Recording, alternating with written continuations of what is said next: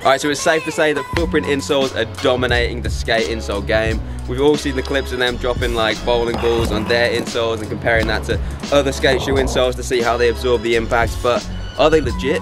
Or are they just masters of marketing? So in this video, we're going to be analysing footprint insoles deeply. We're going to be putting them to the test, and the first test we're going to be doing is dropping my table off my 5th story balcony onto some footprint insoles to just see if they really can absorb the impact. As much as I would love to actually drop my table off my balcony and just watch it explode on the street, we're actually not going to do that, unfortunately. I think I might get arrested. But we are going to be analysing them deeply and seeing if they're actually worth it.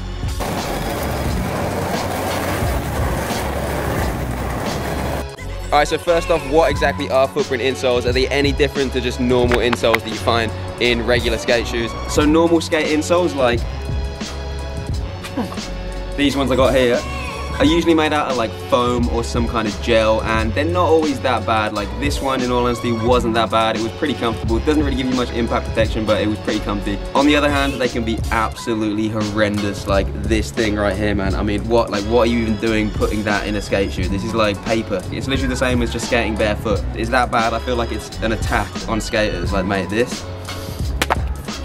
Footprint insoles, on the other hand, have developed this technology using this material known as a non-Newtonian fluid. It's actually a pretty crazy material. It's liquid at rest, but then when you hit it with speed, it actually stiffens up and becomes solid. So they've got their own like technology in here that's built up of that material. I never thought I'd say this, but it's actually replaced rusty nails as my favorite material. So what makes this material so special, like they say on the box, is that it actually increases shock absorption by over 90%, according to Mr. Box right there. In comparison to like this thing, mate, this is absorbing like 3%. And to be honest, that's probably actually legit, because NASA actually uses footprint technology to protect these little mini robots that fly around the space station from impact. Crazy shit, right?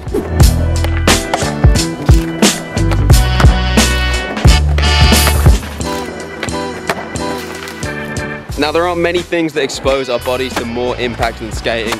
Like, we can hit the ground hundreds of times in a single session. Now, whatever force you're going to be applying into the ground is going to apply the same force back into your body.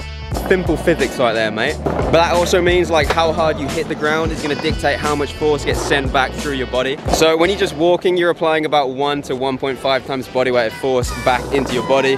When you're running, it's about 2 to 3 times. But when you're skating flat, it can be as much as like 5 to 7 times, obviously depending on like how high you pop in and if you're like landing on the ground as opposed to landing on your board. So even like a chilled session can still apply like a decent amount of force like back through our bodies. But if you're skating big gaps, it can be an absolutely insane amount of force going back through your body. Soltech Labs did this experiment where they put a force plate at the bottom of an 11 stair, and they found that the impact forces were as much as 17 times body weight, which is absolutely cray, mate. I'm telling you, it's crazy. And this is onto concrete as well. It's not onto like some soft material or like into a paddling pool. This is solid, relentless concrete.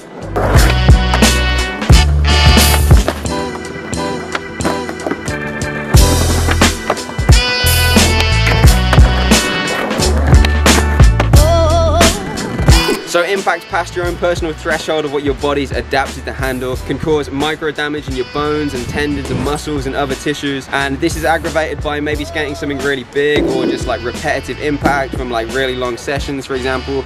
And that muscle ache that you sometimes feel at the end or the days after those heavy sessions is in part thanks to this micro damage as well. Now, I know micro damage might sound like something absolutely terrible that you want to like always avoid, but it's actually not always a bad thing, because it's the stimulus that causes your body to adapt and grow back stronger so it can better handle those stresses of skating and that impact of skating in future sessions. The problems really just come about when you expose your body to a lot of micro damage without proper recovery. That can lead to things just like overuse injuries, chronic pain, or even just more severe injuries as well. So on top of that micro damage as well, too much impact or too much repetitive impact can lead to other issues as well, like heel bruises or primo pain. So we're never going to remove all of that impact from skating, nor would we even want to, because like I said earlier, it's that stimulus that causes our body to adapt. But obviously there's a limit to what we can adapt to, and humans definitely didn't evolve to like jump off buildings straight onto concrete. So if we're after longevity, reducing the risk of injuries and speeding up recovery, it's definitely going to be in our best interest to try and minimize as much impact as we can. So we can do that artificially with things like insoles, and that's definitely a part of the equation. But my friend, it's not the only part of the equation, so stay tuned.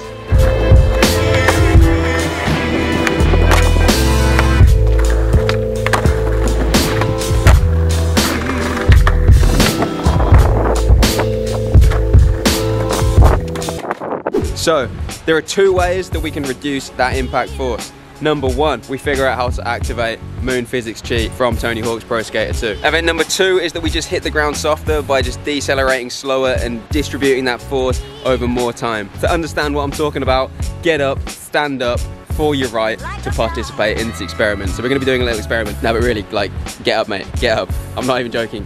Why are you still sitting down? Why are you sitting down? Don't be a jeb-end. So for scientific experiment time, we're gonna be doing two different jumps. Jump number one is just gonna be a normal little jump where you're gonna land on the balls of your feet, flex the ankle, knees and hips as you hopefully would normally land. So just like that. And then number two is gonna be a little jump again, but this time I don't want you to flex any of your joints and I want you to land with your weight more on your heels. So it's gonna look something like this. You feel the difference in those two jumps then, the shock that goes through your body with that second jump, even if you're just jumping like a little bit off the floor. So the difference between those two jumps is really just down to like how much time you're taking to decelerate and bring your body to a stop, to a complete rest.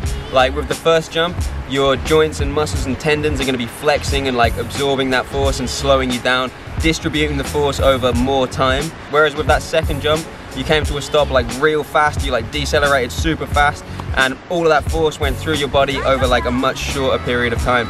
It's exactly the same as if you're like driving in a car, for example, and you like slam the brakes on to bring all of that force to a stop. In comparison to like braking slowly over time, it's the same amount of force that you're bringing to a stop, but you're just bringing it to a stop over more time. So as you just experienced with that high quality scientific experiment, your body is also an absolute boss of absorbing impact as well, but only if it has the strength and control to do so and you're landing with the correct mechanics. So yes, footprint insoles are definitely completely legit, but if you're after the full impact protection and longevity package, then you really need to combine it with some strength training and making sure that you're landing with good mechanics as well. So I'm gonna put a link for footprint insoles down below, along with some videos on strength training for skating, and also a link for the MBD skate performance program if you're after a more like comprehensive 12-week program designed specifically for skating. So I'll put a link for all of that down below.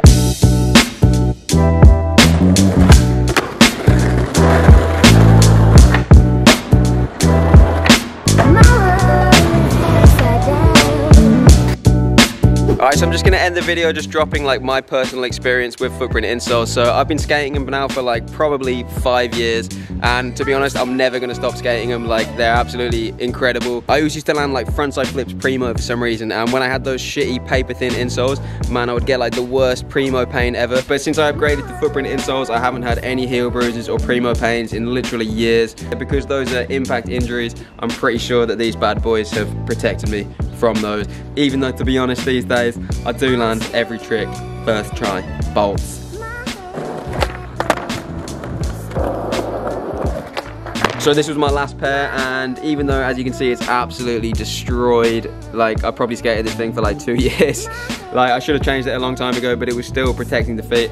But yeah, I'm definitely happy to have upgraded to the fresh one, and to be honest, that's exactly how my foot looks at the end of a sweaty session.